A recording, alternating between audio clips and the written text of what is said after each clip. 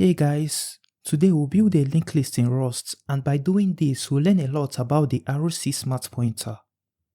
So what is a linked list? A linked list is a linear data structure where each element of the list, which we'll call nodes, contains its data and a reference or link to the next node in the list. The linked list will have a reference to the first node, which we'll call the head node, and the head node will contain a reference to the next node, which will contain a reference to another node till we get to the end of the list. So in our lib.rs file, we will define a linked list struct which will contain a head field, and this will be a node struct. A node struct will contain the data and a field that contains the next node in the list. Since this data can be of any kind, we add a generic t as a type and update the node and the linked list to use this generic. We are getting an error which says that the node struct has infinite size. This is because Rust cannot determine the size of this struct, since the next field of the node struct is another node struct, so we have a recursive type.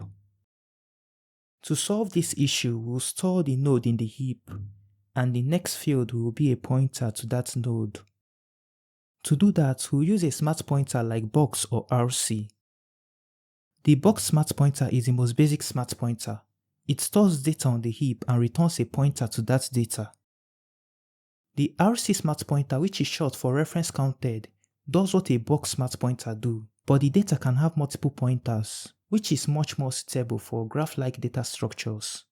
But let's start with the box smart pointer, and when necessary we'll update to the RC smart pointer.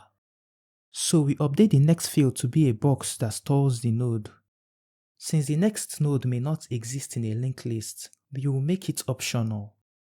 We then have to update the head of the linked list to be the same type as the next field of a node. We need to be able to create a new linked list, get the length and the head of the list, push and pop from the list, iterate through the elements of the list, find out if the list contains an element, and also insert and remove at any position in the list. So we'll go through each of these methods in this video. And as a bonus in this video, we'll also try to reverse the linked list. We will need to store the number of elements as the length of the linked list. When creating a new list, it will have no head and the length will be 0. We can also create a method that returns the length of the list.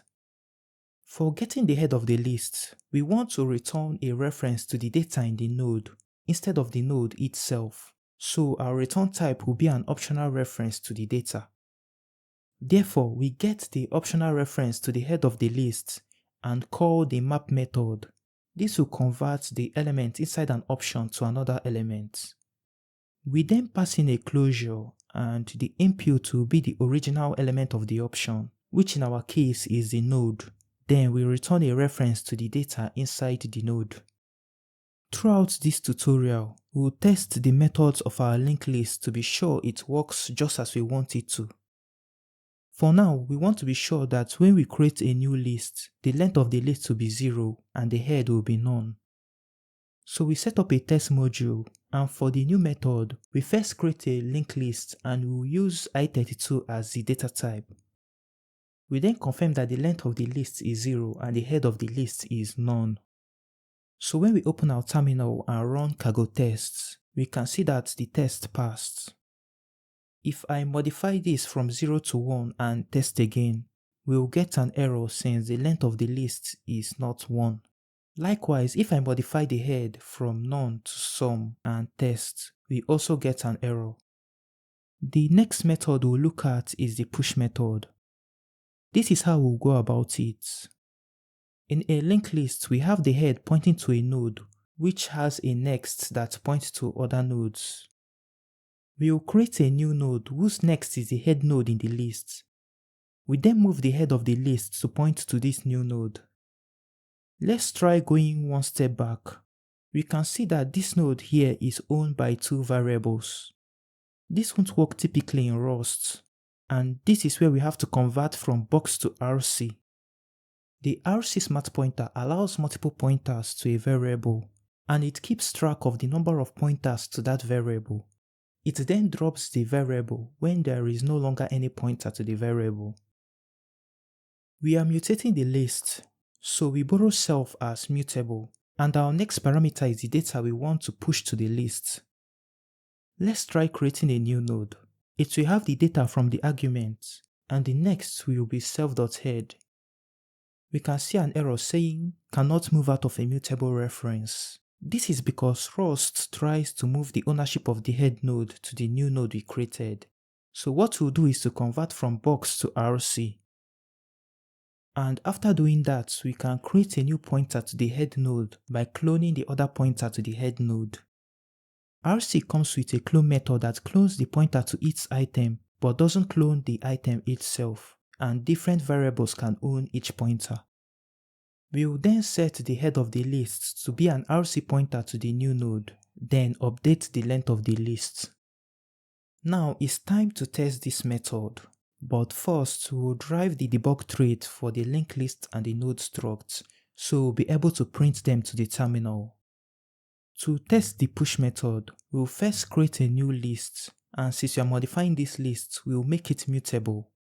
We'll then push the number 1 into the list and test if the head of the list is 1 and the length is 1. You can also print out the list in the terminal. So open up the terminal and run cargo test, and since we want to print to the terminal, we add the show output flag. Our test passes and we can see what our list looks like. We then add more test cases and repeat the tests. Our test passes and we can also visualize what is happening when we push to the list. Now for the pop method, what we want to do here is that if the head node exists, we move the head of the list to the next of the head node. So if there is a head node, we set the head of the list to be a pointer to the next of that node. We then clone the pointer and decrease the length of the list by 1. To test the pop method, we push 3 items to the list, and after each pop, we test the head and the length of the list till there is none left. And if we pop from a list with nothing, the head remains nothing. So we'll run the test just for the pop method and we can see it passed. We can also have a preview of what is going on each time we pop from the list. Since our linked list is a collection of elements, it needs to be iterable. We will have an iter method which returns a struct that is iterable, and we can now iterate through each element in the list. We will call this struct iter, and it will have a current field which contains the current item in the iteration. It will be a reference to a node in the list. We will need to add the lifetime and the generic t in the struct definition. So the iter method on the linked list will create an iter struct, and the current field will be a reference to the head of the list, as this is where we'll start the iteration. We will have to implement an iterator trait for the iter struct. This requires an item type and a next function that returns the current item and updates the current field to the next node in the list. In the next function, we will get a reference to the current field and store as a variable, and if it exists, we update the current field to the next node in the list. Now to return the current item in the list, instead of returning the node in the list, we want to return the data within the node. Therefore, we use a map method to convert the node within the option to isData. And now we can iterate through each element in the linked list without affecting the list. So we test this and make sure it works properly. To test this, we first push 4 elements into the list and print out the list in the terminal. Next, we create an iterator from the list, and since we'll be modifying the current field in the iterator, we have to make this mutable. We then iterate through each item in the list and confirm we are getting the right data. And when the list ends, we will have none as the item. We will also print out the list midway into the iteration and at the end of the list to show that the list isn't affected while we iterate through it. We then test the iter method and it passes. We can see that the list remains unchanged during the iteration. We can also test every other method to be sure everything works perfectly, and we see they all pass. One good thing about the iterator trait is that we now have access to methods like for each, filter, find, any, sum, and many other methods available for the iterator traits. As an example, we'll create a contains method for the list that returns a boolean on whether or not the element in the list exists. To do this, we create an iterator from the list and use the any method to check if any item in the list matches the elements. We can see an error that says the binary operator cannot be applied to type T. To solve this, we make sure that T implements the partial EQ trait. That means it can be compared with other elements of type T. So we write a test for this, and after adding elements to the list, we can test whether or not an element is contained in the list. Here we assert that 4 and 1 are in the list and 0 is not in the list, and when we test, we pass successfully. If we change 0 to 2, which is in the list, our test fails. The next method we'll work on is to insert and remove at any position in the list. Before we do that, there are some methods we need to create on the node struct, which is for a node to insert another node ahead of itself or delete the node which is ahead of it. To insert ahead of a node, we need to borrow self as mutable and add a parameter for the data we want to have within the new node. So we create a new node that contains that data, and the next of the new node will be a pointer to the next of this current node. We then set the next of this current node to be a pointer to the new node. To delete ahead, just as in pop, we only delete if the next node exists, and we set the next of this current node to the next of the node we are deleting. Since we are modifying the list, the insert method will borrow itself as mutable, and the other two parameters are the data and the positions inside the data. If we try to insert at position 0, what we are doing is the same as push. Also, we can't insert after the list has ended. If the position is greater than the length of the list, we don't do anything. If the position is between 0 and the length of the list, we need to find the node just before the position and insert a new node ahead of it. So we create a function that lets us find the node in a position. This is different from the iterator since we need to find the node as mutable. We then create a find node as mute method, which we borrow self as mutable and pass in the position in the parameter. Our return type will be an optional mutable node. It will be none if we can't find the node at that particular position, or if we can't borrow the node as mutable. If the position we are seeking a node in isn't valid, we return none. Next, we iterate through each node till we get to the position of the node we wish to return. We set the current variable to a mutable reference to the head of the list, and we'll update this variable in each loop. Before we continue, there is a method in the RC struct that returns a mutable reference to the item inside an RC smart pointer if there is only one pointer to the item, but returns none if there are more than one pointer to that item, since it's not safe to mutate a shared value. This is the getMute method, and it takes a mutable RC as a parameter. The current variable is an option enum holding an RC smart pointer. To get a mutable reference to the RC pointer, we call the asMute method on the option enum, and this returns an option with a mutable RC reference. If it is none, we return early, and the RC variable is now a mutable reference to that RC pointer.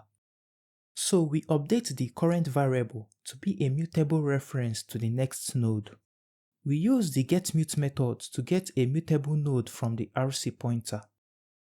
At the end of the loop, we get to the node at the position we seek. Now what you have to do is to convert the type of the current variable to suit our return type. This can be done by first getting a mutable RC from the current variable, and then getting a mutable reference to the item inside the RC. So in our insert method, we find the node right before the position we need to insert the new node by calling the findAsMute method and passing the position argument as position -1. If that node exists, we then insert a new node ahead of it and increment the length of the list. For the remove method, if the position is 0, It is equivalent to the pop method. If the position is greater than or equal to the length of the list, we do nothing as there is no node at such position. We then find the node right before the node we wish to remove, and if it exists, we delete ahead of the node and decrement the length of the list. We now move into testing the insert and remove methods. For the insert method, we push 2 and 4 into the list, print out the list, and at position 1, that is at the second item in the list, we insert 3, and at position 3 we insert 1, and at the top of the list we insert 5. So we will have a list that goes 5, 4, 3, 2, 1. We print it out to the console, iterate through each item in the list and confirm we have the correct data. We then test this and we pass. Looking at the logs, we can see that we correctly modified the list into the one below. To test the remove method, we push 1 to 5 into the list and remove 3, 5 and 1, so we are left with 4 and 2. We then iterate through each remaining item and confirm their values. We now run the test and each one passes. We can also inspect what happened from the logs. Lastly, we implement a method that creates a new list as a reverse of the old list. Since we are creating a new list with items from the old list, T needs to implement the clone trait as we will clone the elements. We then create a new list, and for each data in the old list, we push its clone into the new list. When testing this, we push 1 to 3 into the list, therefore it will read from 3 to 1. We then confirm that the reverse reads from 1 to 3. We run the test for this and we pass. We can also see how the two list looks like from the logs. We run a test for all the method once more and they all pass. Please like and subscribe to support the channel. Thanks for watching.